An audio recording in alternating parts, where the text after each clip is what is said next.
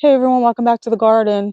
So you may or may not know, but I work at an independent garden center, a local independent garden center. And as one of the plant experts at the garden center, it's up to me to answer customers' questions. Not everyone who comes into the garden center is looking for plants or fertilizer. A lot of people are just looking for advice. And it seems like there are some questions that are the most frequently asked questions. So come garden with me today and let's talk about some of the most frequently asked questions at the garden center.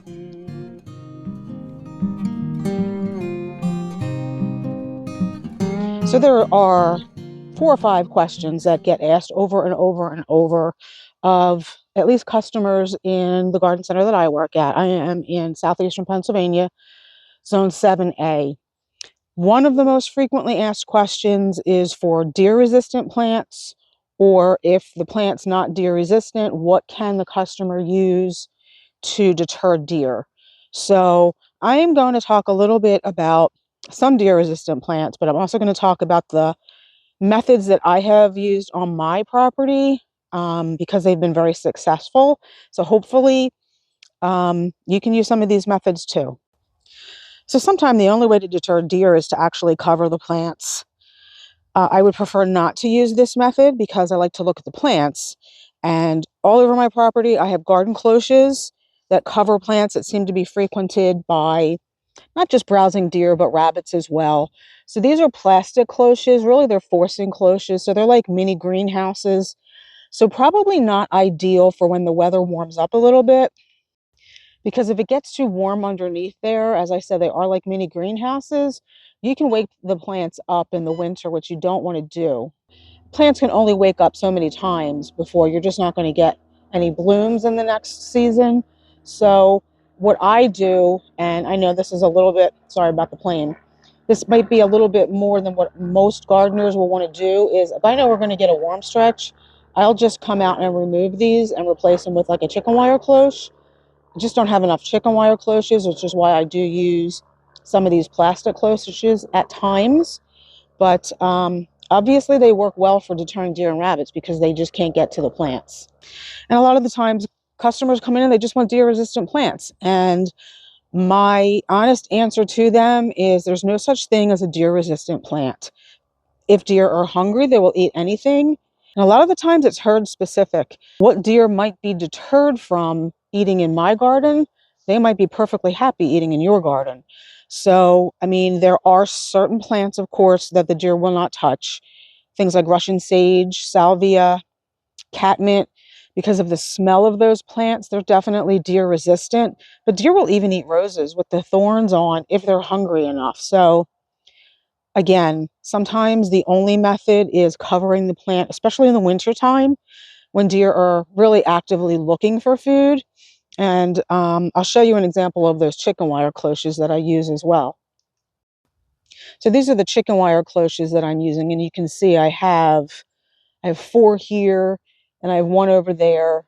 I generally use them all throughout the year in the summer to protect hostas, at this time of the year to protect smaller shrubs. So for example, in this bed, I planted 3 incredible blush. They were gallon-sized plants, but they're kind of tiny. And before I even got to cover them, the deer nipped at them. So I came out right away and covered these 3 with these cloches because I do want these plants to start putting on some rapid growth in the spring. And if the deer nip them all the way down to the base, that's not going to happen. So these chicken wire cloches, as well as those little mini forcing cloches, are from Gardener Supply. Now they have gone up in price over the past 4 years, but every once in a while you can get them on sale, and you can find ones like this sometimes at local garden centers and sometimes online at Amazon for a little bit cheaper. Every once in a while, Amazon has these Gardener Supply chicken wire cloches for a little bit of a cheaper price than Gardener Supply, and of course you can get free shipping from Amazon. Another perennial that has really good deer resistance is Stachys, the betony type Stachys, and probably the lamb's ear too. I don't have any lamb's ear in my garden, but I'm fairly sure those are pretty deer resistant. The betony, like I have Stachys gemello, and I'll show this to you in a second. They're also evergreen. So these are the Stachys humelo. They have small, green, leathery leaves, very salvia-like. There's something about these. I think the leaves have little hairs that the deer and rabbits, quite honestly, just find distasteful. And as you can see, even though we've had some really cold nights recently, these are evergreen. You can clean them up in the spring if they start to look really, really bad. But they're a really pretty perennial with tall spikes of pinky purpley flowers that, if planted in full sun, can get multiple rounds of blooms. So if you're looking for a deer-resistant plant, try Stachys humelo.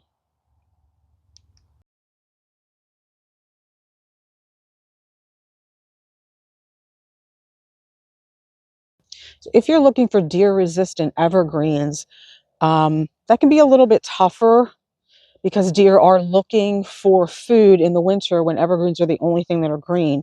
However, there are some, and I'm going to show you one right now. Junipers tend to be a little bit more deer resistant than like an arborvitae, especially an eastern arborvitae. If you're looking for an evergreen, I would stay away from eastern arborvitae, especially if you have a lot of deer pressure, or if you're planting the arborvitae in, say, the front of your house and you just can't, or you can't cover them, you don't want to cover them, which is understandable. I mean, nobody wants to have unsightly sheets or frost cloths or whatever over their plants in the wintertime because you're trying to protect from deer. So in that case, you might want to try a juniper, and I'm going to turn you around here and show you a Spartan juniper. So this is an example of a juniper. We just had this one planted not too long ago, and they're a little bit less soft than arborvitae, which is why I think the deer find them distasteful. They also have pretty blue berries in there. Right there, juniper berries. It's actually what gin is made out of. So these are quite deer resistant. And they come in all kinds of shapes and sizes. Here's another example of a juniper. This is a gray owl juniper. This is more of a low growing one and has pretty bluish foliage. So again, this is not going to be upright, but it's very deer resistant. I have a lot of deer pressure in my area. This one has been on the property. This is going into its second year, and the deer have never nipped on this at all. So I don't have to spray or cover or anything with this plant. It's great if you have a lot of deer pressure. By the way, if you ended up liking this video, please hit the like button. And if you're interested in my videos, hit the subscribe button. It's free, and it really does help the channel. This is another example of a juniper. This is a blue point juniper. So it's a little more blue than green. It's a little more dwarf, I guess you could call it, than the Spartan juniper. This is only going to be about 8 to 10 feet tall, 4 to 6 feet wide, whereas the Spartan can get about 20 feet tall. But again, deer have never touched this on my property. Another beautiful deer-resistant evergreen is the false cypress. So this is a chamaecyparis. I have 2 of them here. These are proven winners varieties. These are pinpoint blue and gold false cypress. Planted these on the property in 2023. And while we've had problems with deer munching on our arborvitae, which you can see right back there, we have never had a deer issue with the false cypress. So another method that we use to protect our plants from deer, especially our most vulnerable plants, some plants which are really, really deer resistant when they're aged and well established might not be deer resistant when they're young. And in that case, we might use like a pop-up frost protector because the deer just can't get to the plant. And I'm going to show you that, and then I'll talk a little bit about what kind of deer spray I use that we've had great success with. Okay, so here are a couple of other methods that we've used over the years. This is the pop-up protector that I was talking about from Gardener Supply. They also come with extensions if you have really tall plants. They came in small and large. They have this mesh that goes over the top to stop animals from getting down in there. They fold up really easily for storage, right? They just fold up like that. And they're called pop-up because, there we go, they just pop open. I'm going to pop it over this Snow Queen oak leaf hydrangea that we just planted, I think a couple of months ago, because unfortunately it was so beautiful when we got it and we planted it. And before we even got a chance to spray it, the deer got to it. So not sure if we're going to see blooms on this in the summer, but so there we are. It's covered, and it has at the bottom, they have these little loops. They're elastic. I'm just going to put some landscape staples in there to hold this in place. Oh gosh, and I just noticed my bulbs have been dug up. That's just great. Wasn't thinking about having to protect bulbs. These are the landscape staples. I'm going to put one on each corner. There's 4 corners, but I think 2 is enough. Since the wind in the winter is going to be coming mostly from this direction, I'm going to put one on this side.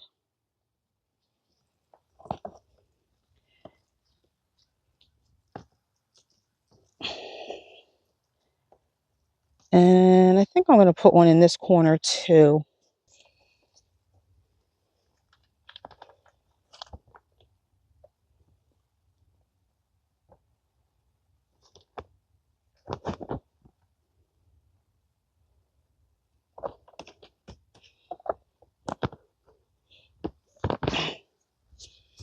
And then it has a little toggle and another loop, an elastic loop to close down that mesh top.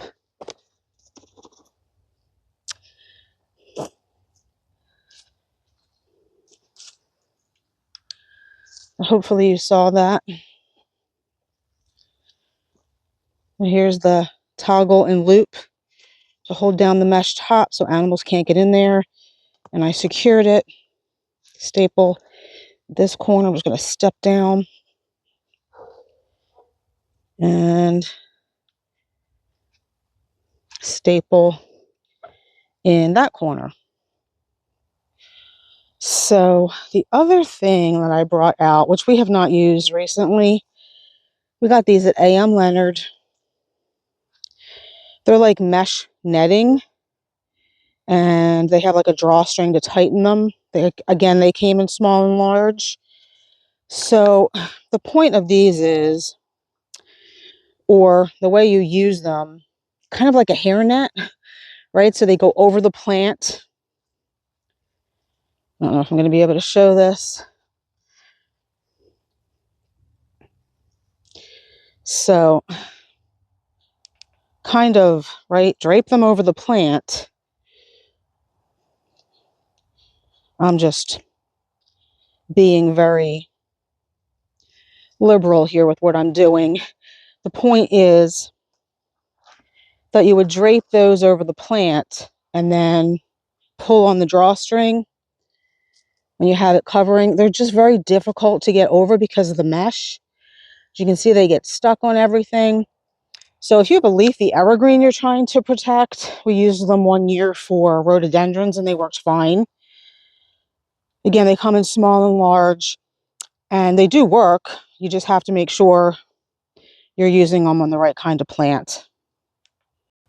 And then if all else fails, this is what we use to spray. Obviously, we can't go around and cover every single plant we have in our garden. So we use the liquid fence deer and rabbit repellent, the concentrate. It makes up to 10 gallons. It's rain resistant. You have to be consistent with this. You have got to spray at least once a month, more if you're having constant heavy rains. But for us, this does work. We have tried several other brands of deer and rabbit repellent, both liquid, concentrate, and the shake and bake kind, and none of them worked as well as liquid fence. Now, I've heard some people use liquid fence and it doesn't work for them at all. Again, it's going to be herd specific. Deer are so specific about what they will and will not eat, what they will and will not be deterred by. So it's almost like trial and error on your property for you to figure out what it is that you can use. We get this on Amazon. I think it's about $90 for a gallon. But again, it's a concentrate, so you only have to use a little bit of it. You put it in your sprayer. Make sure you're using a sprayer that doesn't have any kind of weed killer in it. Don't want to be spraying poison on your plants, or make sure you've washed out your sprayer very well. But again, this works really, really well for us in our garden. So thanks for coming along with me today, guys, on this just quick video about what you can use to protect your plants from deer, especially over the winter. Obviously, the liquid fence, we use that all year long. That's not something you want to just use in the winter. There are other products out there like Plant Skid, which my boss at the garden center swears by. I recently saw another YouTuber use that and it didn't work. Now that was, again, different garden. So again, it really is trial and error. There are also, obviously, there are other deer-resistant plants. Barberry comes to mind. I just don't find barberry very imaginative for the garden. It's just kind of like an overused plant. A lot of grasses are deer-resistant, not all. Like my lemon squeeze, my prairie winds, lemon squeeze, pennisetum, which I absolutely love, are deer resistant. They look really pretty at this time of the year too. I can turn around and show you those. So you see them back there. They never get eaten by deer. I don't have to do anything to them. And they do really provide some nice winter interest as well. So most pennisetums are deer resistant. I think most panicum grasses are deer resistant too. We have a lot of panicum grasses that don't typically get gnawed on by deer. Too tall for rabbits. I'm trying to think of some deer-resistant perennials for you guys other than the salvias and the ones that I just showed. Sedum are deer-resistant. Joe Pye weed, goldenrod. A lot of the natives are deer-resistant. Cardinal flower, I have never had an issue with. Blue lobelia. So things like Verbena bonariensis is not native, but it's deer-resistant. So, there are things that you can put in your garden that you're not going to have to worry about spraying or covering. But newer plants probably always going to be vulnerable to deer and rabbit damage just because they are new and tender. So that's something to think about.